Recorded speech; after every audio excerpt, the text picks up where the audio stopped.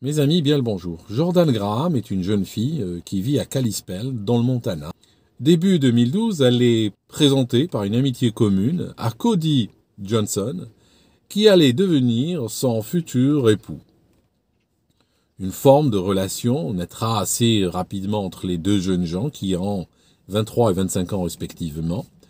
Mais assez vite, Jordan va mettre le haut là. Elle va expliquer à son amoureux, Cody, que elle et sa famille sont assez proches de l'Église, qui ponctue en réalité toute leur vie, qui guide tous leurs choix, et que toute forme de relation qui existerait entre eux devra s'inscrire dans le contexte le plus restreint de la religion.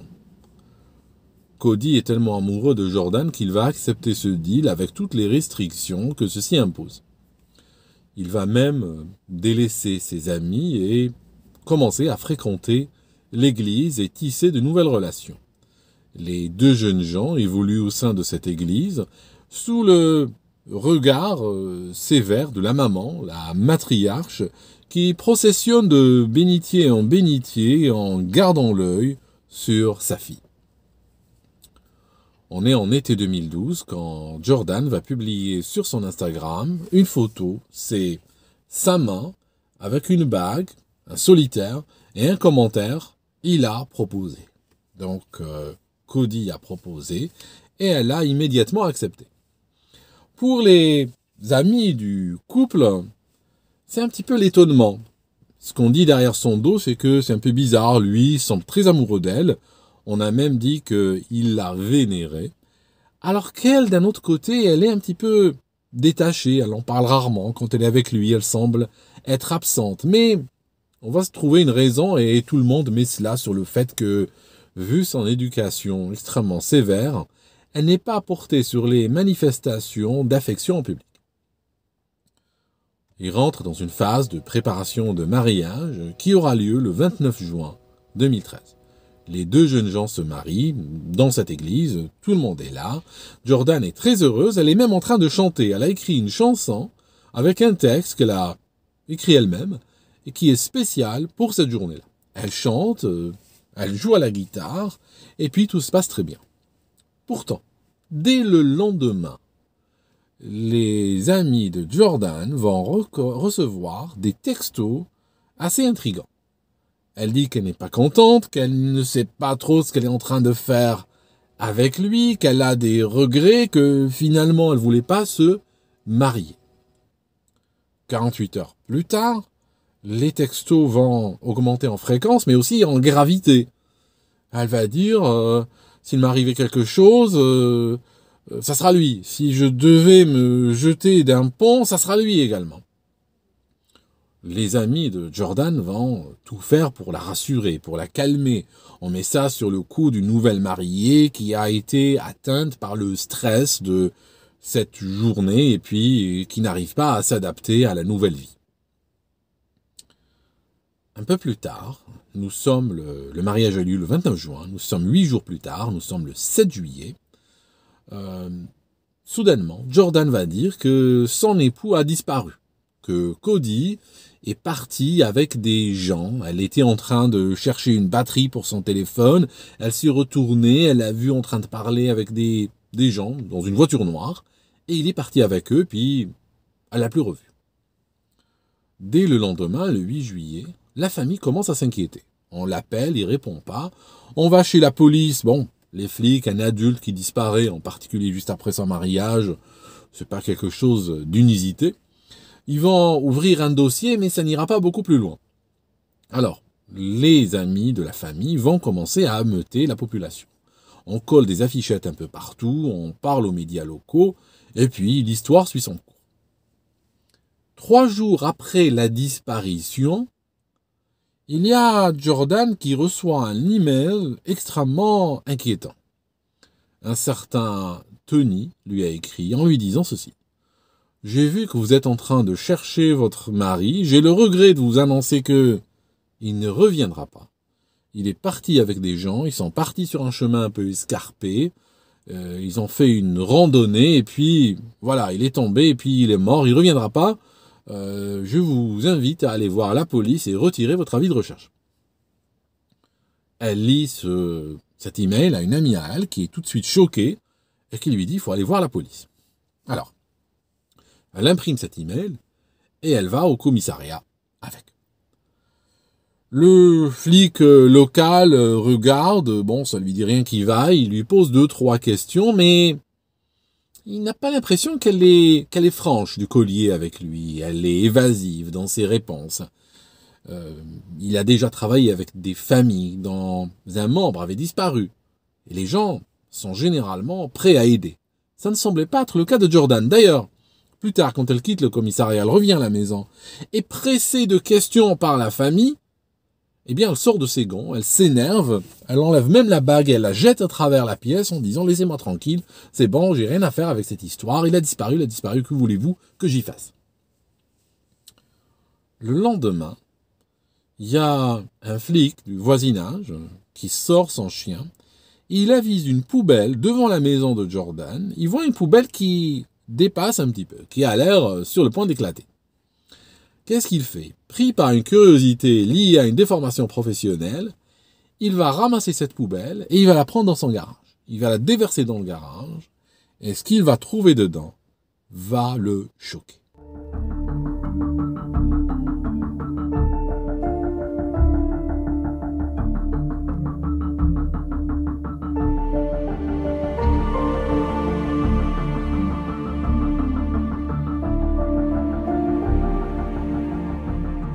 À l'intérieur de cette poubelle, il y avait une robe de mariée, il y avait des peluches avec des cœurs, des lettres d'amour, des cartes envoyées à la Saint-Valentin, énormément de petits cadeaux qu'un amoureux lui aurait envoyés et qu'elle a juste jetés. C'était des cadeaux qui étaient venus de son mari Cody.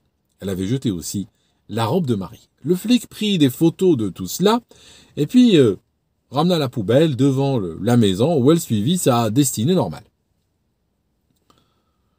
L'histoire va continuer encore pendant quelques jours avec une intensification des recherches, mais qui ne donne strictement rien. Au bout d'une bonne semaine, il y a Jordan qui dit à ses amis, écoutez, il faut qu'on trouve mon mari, c'est pas possible, il faut qu'on aille le chercher, j'ai une idée. Il y a un glacier. Il y a ce qu'on appelle le parc du glacier. C'est un parc national qui est à peu près à 1 heure de route de Kalispell. Elle leur dit, il faut qu'on aille le chercher là-bas. Pourquoi? C'est comme ça, il faut qu'on aille le chercher. Et je pense que potentiellement, il est là-bas. Ses amis, veulent juste lui faire plaisir. Ils se disent, c'est parce qu'elle a, il n'y a aucune raison qu'il soit là-bas. Mais bon, quand même, si elle est inquiète, elle veut aller jeter un coup d'œil, on va avec elle.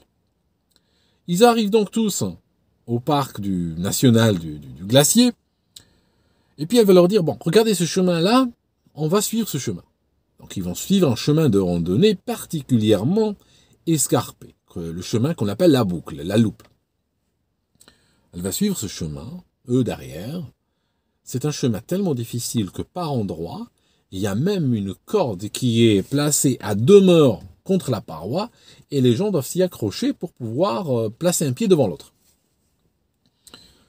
Ils marchent à la queue leu-leu, c'est vers la fin de la journée, on est sur les coups de 20 heures, et soudainement, Jordan s'approche d'un petit muret, quelques pierres les unes sur les autres, elle se penche dans le vide, vers le précipice, et elle leur dit, là, regardez, là-bas, je pense voir un corps.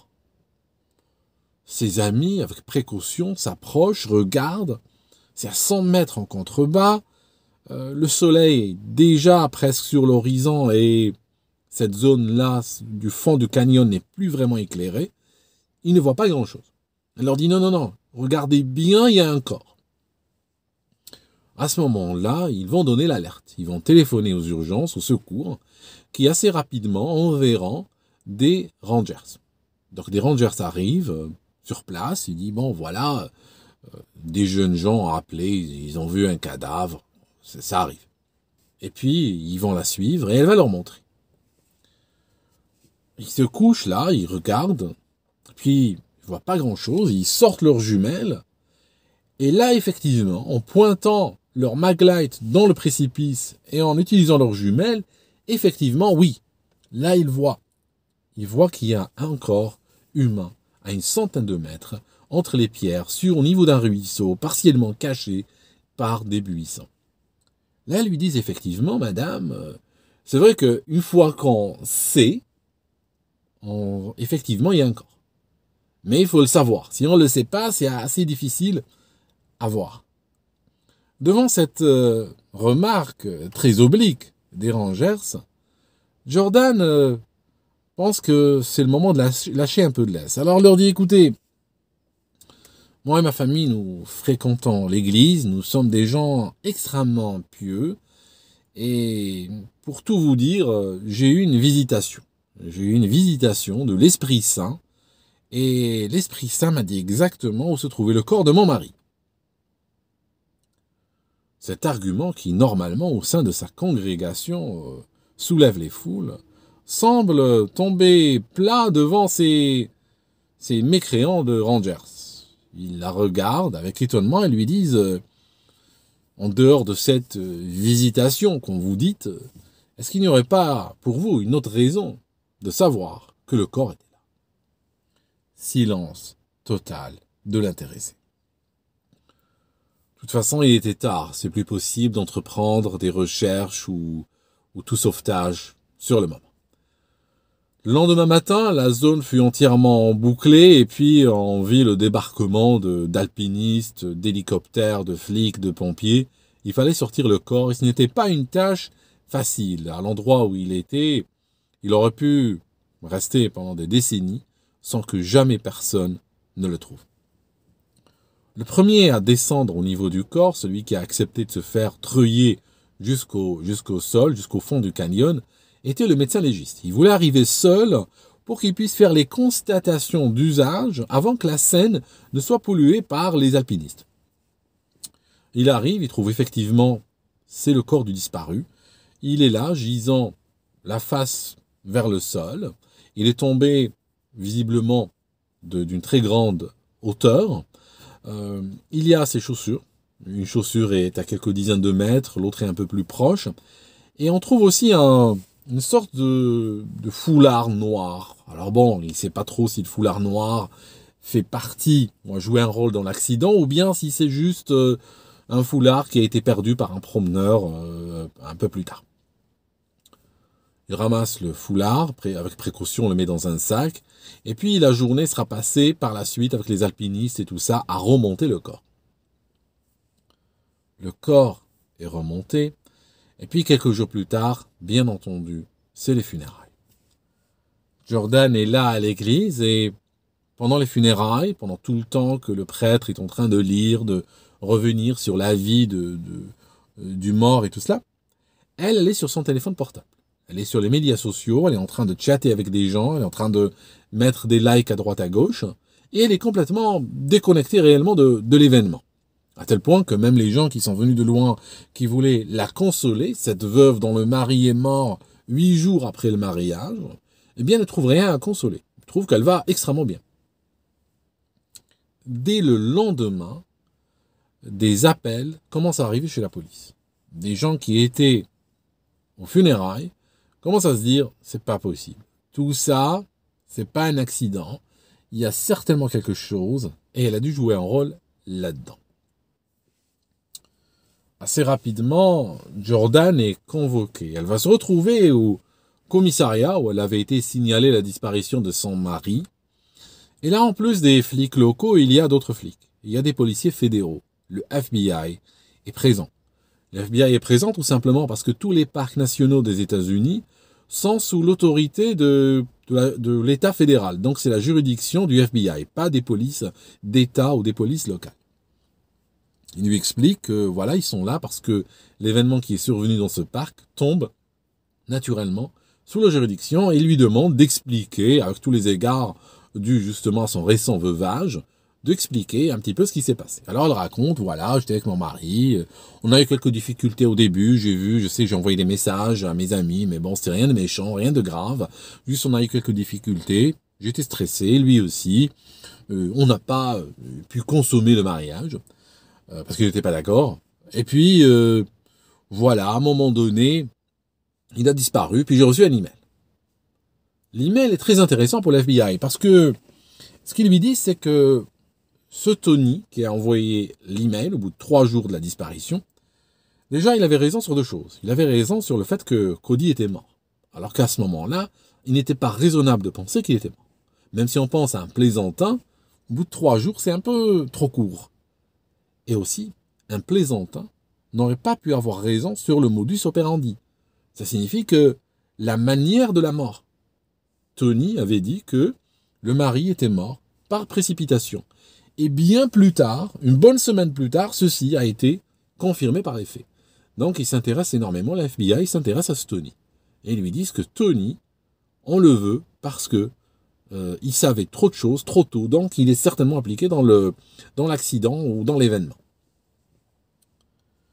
Il la laisse continuer un petit peu sur cette lancée, et puis à bout d'un moment, un agent du FBI va interrompre Jordan et lui poser des cartes sur la table. Il va lui dire, écoutez, on a contacté Google parce que Tony a envoyé une email depuis l'adresse Gmail. Il lui dit, est-ce que vous connaissez, vous savez ce que c'est une adresse IP? On n'a pas la moindre idée de ce que c'est qu'une adresse IP, il lui explique. C'est cette adresse qui définit dans le réseau les ordinateurs. Et il lui dit, on a contacté, le juge nous a autorisé à contacter Gmail, qui nous ont donné l'adresse IP, qui a servi à créer cette boîte email. En fait, cette adresse IP, c'est l'adresse IP du domicile où vivait Jordan. Alors qu'ils lui disent, l'adresse email a été créée depuis cette adresse IP, et 5 minutes plus tard, elle a envoyé un seul email, justement à Jordan. Donc ils lui disent qu'ils pensent qu'elle a envoyé l'email à elle-même. Là déjà, ce n'est plus la même personne qui est face à eux. Déjà, elle commence à se ratatiner. Avant qu'elle retombe sur ses pattes, ils vont lui sortir autre chose. Ils vont lui dire que dans le parc national, il y a des caméras de surveillance. Elles ne sont pas partout, mais il y en a. Une des caméras de surveillance est placée dans le parking des visiteurs. Elle lui montre que, voilà, le jour où elle est venue avec ses amis pour entamer les recherches, eh bien, elle lui montre les images de la caméra, on la voit se garer, on la voit descendre avec ses amis, et puis disparaître du champ de la caméra. Mais s'il rebobine jusqu'au 7, le jour de la disparition, qu'est-ce qu'on voit? On voit elle, arrivant avec son mari Cody en voiture, les deux descendre, et puis partir ensemble et disparaître du champ de la caméra, et puis un peu plus tard, juste Jordan qui revient toute seule, prend la voiture et démarre. Donc là, effectivement, placée devant ces éléments, elle ne peut plus continuer sur sa ligne. Alors là, elle va changer d'approche. Elle va leur dire, écoutez, d'accord, j'avais peur qu'on ne me croie pas. Voilà, oui, j'étais là quand il est tombé, c'était un accident. Tous les criminels font cela en général. Ils admettent toujours que ce que la police peut prouver. C'était un accident. On a marché ensemble, on s'était disputé. Voilà, l'idée c'était ça. On s'était disputé. On a décidé de partir rouler un petit peu pour régler nos différends. On a roulé pendant 1 heure, on a été au parc du Glacier. On est descendu de la voiture, on a commencé à marcher sur le chemin, on a eu une conversation animée. Cody marchait avec de plus en plus d'imprudence sur le bord du chemin. Et puis à un moment donné, j'ai eu peur qu'il tombe. Je lui ai dit, écoute, fais attention, tu vas tomber, c'est très dangereux là où tu es. Et qu'est-ce qu'il a fait? Il a commencé à sautiller, à danser en lui disant, regarde, j'ai pas peur du vide. Et sur ce, il a mis sa main dans la poche, il a sorti un foulard noir, il l'a mis sur ses yeux, et puis il a commencé à danser avec le foulard sur les yeux, et puis à un moment donné, il est tombé. Elle a eu peur qu'on ne la croie pas, et elle a donc fait demi-tour, elle est revenue à la voiture, elle est partie. Le FBI lui disent, un bandeau, quelle couleur il était? Elle dit noir. Mais non, il n'y avait pas de bandeau. Je vais dire, je sais pas, mais non, il n'y avait pas de bandeau. En fait, quand ils avaient ramassé ce foulard noir, il faisait partie des choses qui avaient été ramassées sur scène. Mais bon, sur scène, on trouve aussi des cigarettes, on trouve des canettes de coca, on trouve plein de choses que les gens jettent. Donc, est-ce que ce foulard faisait partie de l'histoire ou pas? Au départ, personne n'y avait pensé. Mais là, soudainement, elle les a mis sur le coup. Et quand elle a réalisé qu'ils ne savaient pas pour le foulard, elle a essayé de se rétracter. Mais c'est trop tard, elle en avait parlé.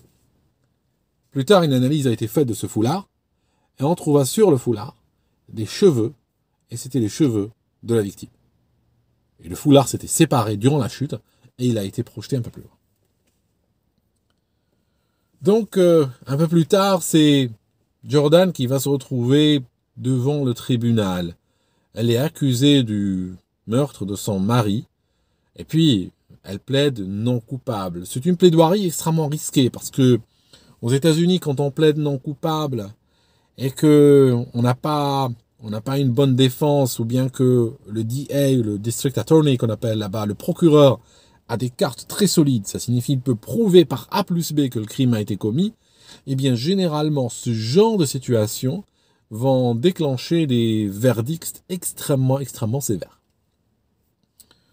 Au bout de 4 jours de procès, Jordan va rencontrer son avocat et celui-ci va lui dire, écoutez, on est en train de nous enliser, votre position n'est pas tenable. Il faut vous faire une raison. La seule option pour vous maintenant, c'est plaider coupable. C'est négocier avec le procureur. Parce que les procureurs, généralement, ils n'aiment pas toujours négocier quand ils ont les cartes fortes en main. Mais par contre, il ne s'agit pas seulement de punir sévèrement. Il s'agit aussi pour le procureur d'obtenir des aveux de la part du prévenu. Ces aveux permettent à la famille de comprendre ce qui s'est passé. Sinon, la famille va rester sur sa faim. Ça veut dire que la famille va écouter quelqu'un qui ment, qui passe tout son procès à nier, finalement qui est condamné, qui disparaît, mais n'auront jamais d'explication.